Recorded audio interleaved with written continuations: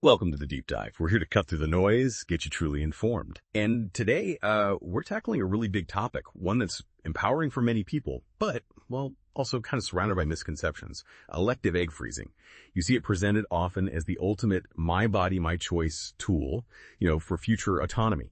And look, in many ways it is. But what happens when those glossy advertisements meet the much more complex reality? Our mission today is really to go far beyond those initial promises. We're diving deep into let's say, the true complexities of egg freezing, particularly when you think about using it in places like Malaysia, maybe, and also the really critical decisions that come after freezing. We're talking using those eggs for IVF, navigating things like genetic testing, maybe even thinking about single motherhood overseas. We really want to uncover the crucial details that often get overlooked, to help you gain a truly informed perspective. Exactly. And we've pulled together quite a comprehensive stack of sources for this deep dive. We've got articles, some in-depth research, extensive notes. They really offer a multifaceted look at the reality behind the popular perceptions. And we're here today to unpack some of those, frankly, often misleading claims and hidden pitfalls that aren't always part of that initial conversation. Okay, so let's get into one of the biggest, maybe, eye-openers right away. The IVF success rates they talk about with frozen eggs. You see clinics, right? Yep. Especially maybe in places like Malaysia, advertising 40%, sometimes even 50% success rates. They cite advanced vitrification technology. That's the flash freezing process. That's the one, yeah. It revolutionized egg freezing, stops those harmful ice crystals from forming. Right. So it sounds incredibly promising, doesn't it? It sounds fantastic. And look, those numbers are published in reputable journals, but here's the crucial bit, the detail that often gets missed. Those really high rates. They almost exclusively come from studies on a very, very specific, tiny slice of the population. We're talking carefully selected, young women, typically just 20 to 25 years old, highly fertile egg donors, ideal BMIs, perfect ovarian reserves. I mean, just to give you some perspective, in the U.S., only about 5% of people who apply are even accepted as egg donors. That's who those big numbers actually apply to. Wow. Okay. That's a massive difference. Yeah. So if those high rates are based on like this super ideal group, Yeah. what does that actually mean for most women? Say women in their mid-30s, maybe early 40s, who are typically the ones freezing their eggs. Exactly. The data just doesn't reflect their reality. These are often career women. They might have variable BMIs and frequently much lower ovarian reserves. And this is critical because IVF success rates with frozen eggs, they drop. They drop exponentially as age increases.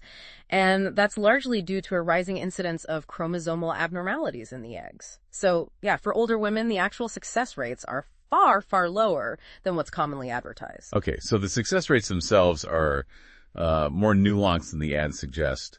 What about after the eggs are frozen? Let's talk about where they're actually stored, because that sounds like another critical layer of risk that maybe people don't think about enough. Absolutely. We really need to stress the critical importance of robust quality control in these low temperature storage facilities, because unfortunately, catastrophic failures, they have happened. Catastrophic failures. That's a pretty terrifying thought. Yeah. How do the regulations compare, say, between different regions? Well, it's a significant difference. In developed countries, like Australia, for instance, IVF labs are regularly inspected, audited by bodies like the Fertility Society of Australia, RTC. In the USA, you see public acknowledgement when failures happen and, subsequent lawsuits. That points towards stricter regulations and, importantly, transparency. But in some developing countries, maybe like Malaysia or Thailand, there can be less stringent government regulation, less oversight. And that does raise an important question about transparency. How much openness can you really expect if something does go wrong? Right. Okay, now let's dive into something that comes up once you're actually ready to use those frozen eggs. Pre-implantation genetic testing. PGTA, sometimes called PGS. So imagine an older woman, she froze her eggs maybe in her mid to late 30s. She's worried, understandably, about genetic abnormalities like Down syndrome. And this test, PGTA, it sounds like an essential step, right? Even though it's expensive, can add up to 50% more to the IVF cost. Indeed. And doctors might present PGTA as a way to improve IVF success, weed out the abnormal embryos. And it is effective for sex selection, that's true, almost 100% if a pregnancy actually occurs. So it's often framed as this, smart investment for having a healthy child. But here's where the picture gets, a lot more complex. Take Singapore, for example, a country with very high medical standards. PGTA is actually still considered an experimental technique there. As of 2021, there was a pilot clinical trial running at government-funded IVF clinics, and it reported uncertain results and, get this, a high attrition rate of 72%. So you have to ask, why is something so widely offered elsewhere still considered experimental in a place known for its rigorous standards? Yeah, that does seem like a huge red flag for a procedure often sold as a solution. And just to clarify, why exactly do older women face these higher risks of genetic issues in the first place? It's biology. Basically, as a woman ages, there's an increased chance of abnormal cell replication during the development of her eggs. This can lead to eggs ending up with extra copies of chromosomes. And that's the underlying reason for conditions like Down syndrome, which is trisomy 21. That can lead to a reduced lifespan, often around 60 years, severe impairment, and predispositions to things like heart defects, diabetes, even Alzheimer's later in life. So it's not just one condition, it's a spectrum of possibilities. Yeah. What are some of the other significant genetic conditions we're talking about here? What do listeners need to understand about them? Right. Well, beyond Down syndrome, eggs from older women are also at a higher risk for Edwards syndrome, that's trisomy 18, and Patau syndrome, trisomy 13. These are incredibly severe conditions, often resulting in life expectancies of only days or maybe weeks. Very tragic. Then there's also Klinefelter syndrome, which is 47XXY. This typically causes infertility and underdeveloped sex organs, although generally intelligence is normal and lifespan is only slightly reduced. Okay, those are definitely serious risks, though thankfully maybe not extremely common. What are the actual statistical odds of these issues cropping up as women get older? Yeah, the statistical risks, while they increase, are still relatively low for many. For women who are, say, 37 to 39 years old, the risk of conceiving a baby with one of these major genetic abnormalities is roughly 0.8% to 1.2%. By age 40, it increases to about 1.5%. And it does jump more significantly to around 4.8% by age 45. Okay, so the risk goes up with age, definitely, but for many, it's still in the low single digits, percentage-wise. But PGTA, it's not just a simple blood test, is it? It sounds quite invasive. It is, very much so. The procedure involves drilling a tiny hole through the embryo shell, the zona pellucida, and then extracting several cells for biopsy. Now, this is potentially harmful. It can impair the embryo's development. And studies that claim there are no ill effects, well, they're often based on testing really strong, good quality embryos, not necessarily the weaker ones that are actually more common in older women. And, we also can't overlook the risk of human error, especially in busy labs where staff might be under pressure. Mistakes can happen. So it's invasive, potentially harmful. And you mentioned something in the notes about what they're actually sampling, that it might not even be truly representative. This PGTA picture seems way more complex than just a simple genetic screen. What about these things called mosaic embryos? And what's the scientific bottom line? Does PGTA actually improve IVF success rates? Right. Those are crucial points. First, the sampling. PGTA takes cells from the trophectoderm, that's the outer layer of the embryo, which eventually forms the placenta and the umbilical cord. It doesn't sample the inner cell mass, which is what actually develops into the baby. So you're right, it's not truly representative of the fetus itself. And this becomes especially problematic with what we call mosaic embryos. These are embryos that have a mixture of normal and abnormal cells. They actually occur quite frequently. The issue is PGTA often misdiagnoses these mosaic embryos as completely abnormal and recommends discarding them. But there's growing scientific evidence showing that many mosaic embryos are capable of self-correction. They can kind of push the abnormal cells towards that outer layer, the placenta, and still develop into perfectly normal, healthy babies. So for older women who often have very few embryos to begin with, discarding these potentially viable mosaic embryos can significantly, drastically reduce their chances of ever achieving a pregnancy through IVF. And then there's another thing. PGTA requires the embryos to be frozen again while waiting for the test results. This is called double freezing. The detrimental effects of multiple freeze-thaw cycles, especially on these weaker embryos, more common in older women, well, those effects are still largely unknown, but certainly not thought to be helpful. So, to answer your question directly, does it improve success? The answer from major studies is pretty clear. Multiple large-scale clinical trials, like the SNAR trial in 2019, and a big multi-center trial in China, published in the prestigious New England Journal of Medicine in 2021, they have conclusively demonstrated that PGTA does not improve overall IVF success rates. It simply doesn't deliver on that key promise. Wow. That's incredibly important for listeners to hear. I mean, it's a huge financial cost, a huge emotional investment. Absolutely. For a procedure that doesn't actually boost your chances of having a baby at the end of the day. Yeah. So, okay, if PGTA isn't really the solution it's made out to be, Are there other ways? Are there alternatives for detecting potential genetic issues, especially for older women? Yes, definitely. There's non-invasive prenatal testing, or NIPT. It's much, much cheaper than PGTA, and it's highly accurate. It works by testing tiny fragments of fetal DNA that circulate in the mother's bloodstream. The catch is it can only be done after you're already pregnant, usually around 10 weeks. So, you need to be prepared for the possibility of having to make a decision about abortion if a serious abnormality is detected. Ultrasounds during pregnancy can also detect some signs of conditions like Down syndrome, but they are generally less accurate than NIPT. Okay, so there are alternatives, but they come later. So for our listeners weighing their options, especially if they're being pushed towards PGTA, what's sort of overall recommendation here, thinking about cost effectiveness and risk?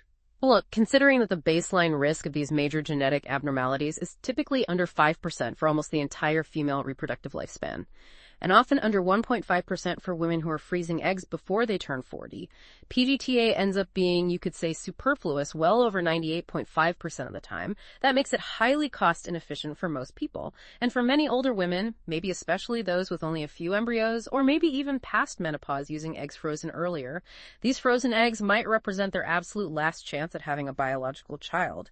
They should really, really think critically before choosing this expensive and invasive technique.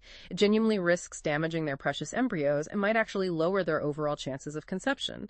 NIPT, done later if pregnancy occurs, is a much cheaper, less risky alternative with high accuracy for detecting the main issues. That's a very clear takeaway on PGTA. Okay, let's shift gears slightly. What if, after going through all this, freezing the eggs, you find yourself single and ready to use them? The path forward, especially if you're here in Malaysia or maybe Singapore, isn't always straightforward, is it? No, it's definitely not. It's a huge consideration. Elective egg freezing for unmarried women has certainly gained popularity here. It's even being permitted now in Singapore starting from 2023. But here's the big dilemma. Medical regulations in both Malaysia and Singapore explicitly ban the use of sperm donation for IVF for single women. So the question becomes, what do you do with those carefully preserved eggs if you remain single and want to start a family? Right. So women have the choice to freeze, which is great, but then they hit this legal wall if they want to use their own frozen eggs with donor sperm locally. Yeah. That brings us to what some people call a legal loophole, doesn't it? Exporting the eggs. Exactly, that's the current situation. As things stand, there aren't specific regulations preventing the export of frozen eggs from Malaysia or Singapore to foreign clinics. Think places like Australia or the USA, where they do offer sperm donor IVF services to single women. So this route allows women to pursue single motherhood by choice, using their previously frozen eggs. And this is here's where it gets really interesting and challenging, particularly in many parts of Asia, including Malaysia and Singapore, where traditional social norms often view single motherhood very, very differently. You mentioned legal discrimination earlier. Can you expand on how that actually plays out for single mothers in these societies compared to, say, divorced or widowed mothers? Certainly. There's a clear legal distinction made in both countries between legitimate children, those born to married couples, or to divorced or widowed single mothers, and illegitimate children born to unmarried mothers. And this isn't just semantics, it has real consequences. For instance, in Singapore, unmarried mothers are explicitly excluded from various pro-family government incentives. We're talking things like tax rebates, subsidies for public housing, even the cash gifts given for newborns. They don't qualify. Inheritance rights can also differ depending on whether a will is in place, though citizenship is automatic for the child in both countries, thankfully. But yeah, the legal landscape is definitely not equal. Wow. Okay, so beyond the legal stuff, for someone actually considering this path, the financial, the emotional, the physical demands must be just immense, especially doing it entirely alone. They absolutely are. I mean, unlike a divorced mother who might receive child support from an ex-partner, the entire financial burden of raising that child falls solely on your shoulders. You'd be constantly juggling the need to earn enough money with the demands of caring for your child, day in, day out. It's incredibly draining. And it almost certainly necessitates having a very strong, very supportive family network, parents, siblings. Because, crucially, if your parents or other close relatives disapprove of your choice, which is possible in conservative settings, you likely can't expect much help from them, either with childcare or financially. Contrast that with married women who often have support from their husbands, their in-laws. As a single mother by choice, you might end up needing to spend significantly more on things like nannies or formal childcare. So for you, our listener, really thinking hard about your personal savings, your earning potential, and crucially, your existing support system is absolutely paramount before embarking on this. And what about the impact on the child themselves, growing up in that context? How might society view a child born into single motherhood in these more traditional cultures? It's a really important and often quite difficult question to grapple with. In many traditional Asian cultures, there's still, unfortunately, a heavy societal stigma attached to single motherhood and illegitimacy, and this can detrimentally impact the child's experience growing up. Imagine a child realizing they're different, maybe the only one in their class with just one parent and no known father figure. Unlike children of divorced parents who usually know who their biological father is, even if he's not present, donor-conceived children often face a complete blank regarding their paternal origins. And look, sociological studies fairly consistently do point towards better average academic and behavioral outcomes for children raised in conventional, stable two-parent households compared to single-parent ones, although obviously individual experiences vary hugely. That societal pressure. It sounds like it could easily extend to the broader family dynamic as well. Oh, it certainly can. Your extended family, maybe parents, aunts, uncles, cousins, might unfortunately express scorn or even ridicule towards you and your child because this lingering stigma around illegitimacy. And there's another potential dynamic.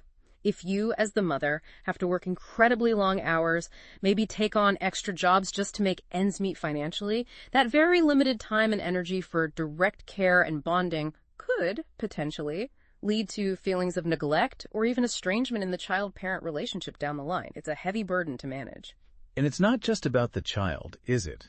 How might choosing this path impact the mother's own future, especially, say, in terms of dating or maybe remarrying later on? That's another very real concern in these social contexts. Within the prevailing social norms in places like Malaysia and Singapore, having an illegitimate child out of wedlock can definitely be perceived by some as a liability. It could potentially diminish your perceived value in the dating and marriage market if finding a partner is something you still hope for in the future. It's an uncomfortable reality to consider. And we're also seeing this trend, you mentioned it briefly, where some Asian women pursuing single motherhood overseas specifically choose Caucasian sperm donors. Sometimes this seems influenced by, Western beauty standards.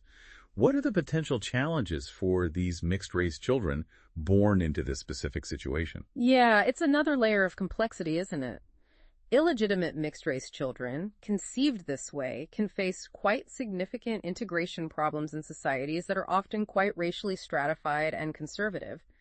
Unlike legitimate mixed-race children who usually have both parents present to help them navigate their dual heritage and cultures.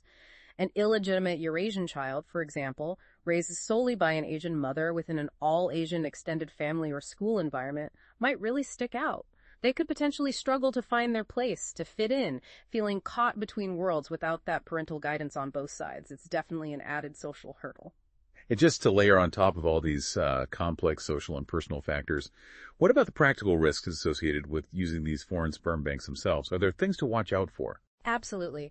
It's crucial to be aware that mishaps and even scandals have occurred with foreign sperm banks. These aren't just hypotheticals. We've seen prominent cases reported in the international news. There was the case of Christopher Agilis, an ex-criminal who was later diagnosed with schizophrenia. He had apparently lied about having a PhD and ended up siring, I think, 36 children through donations before being discovered. There was also a widely reported racial mix-up where a white woman undergoing IVF accidentally received sperm from a black donor instead of her selected white donor. And another case involved a single mother, Danielle Rizzo, who ended up suing a sperm bank after having two sons conceived with sperm from the same donor, both of whom were later diagnosed with autism. It turned out the donor himself was autistic, which hadn't been disclosed properly. So these aren't isolated incidents. They really highlight the need for extreme diligence and caution when selecting and using donor sperm from overseas banks. Okay. And finally, just touching back on the practicalities of exporting frozen eggs, is there a risk of reduced IVF success just from the process of moving them? You mentioned a lock and key principle in our notes. Yes, that's right. It's a simple but quite critical point. Human eggs are incredibly sensitive, especially after being frozen and thawed. Different IVF labs often use slightly different protocols for freezing vitrification and thawing. Think of it like a specific lock and key. If the thawing protocol at the receiving lab doesn't perfectly match the freezing protocol used by the original lab, it can be less effective, potentially damaging the eggs and reducing success rates. So generally, it's preferable, if possible, to have both the freezing and the thawing done in the same lab, or at least labs with very closely aligned, compatible protocols. Plus, there's always a remote but still real risk of something going wrong during the transportation itself. Issues with the courier company, or maybe temperature fluctuations due to malfunctioning transport equipment. Any damage during transit can drastically reduce your chances of success. It just adds another layer of risk to an already complex and uncertain process. Right. So as we kind of bring this deep dive to a close then, it feels really clear that while my body, my choice is absolutely a powerful and empowering slogan, especially when we talk about elective egg freezing, it's not really a one-way street, is it? It's not free of consequences or complex decisions down the line. Absolutely not. Such choices, while empowering upfront, definitely come with significant potential consequences and responsibilities. And these impacts aren't just on the individual making the choice, but potentially also on their future child, their family, their loved ones. Understanding all these nuances, all these different facets we've discussed, is just so crucial for making truly informed decisions. Indeed. So maybe a final thought for you, our listener, to ponder. Given all these deep complexities we've uncovered today, from the hidden realities behind IVF success rates, to the invasive nature and questionable benefits of PGTA, to the profound societal and personal ripples of pursuing single motherhood in certain contexts, how might your understanding of choice evolve when it intersects so directly with these deeply personal biological processes, with societal expectations, and with the long-term well-being of future generations? What more can you do personally to ensure the choices you make around your fertility are truly fully informed, not just driven by personal desire or immediate circumstance, but considering the broader implications as well? Something to think about long after this deep dive ends.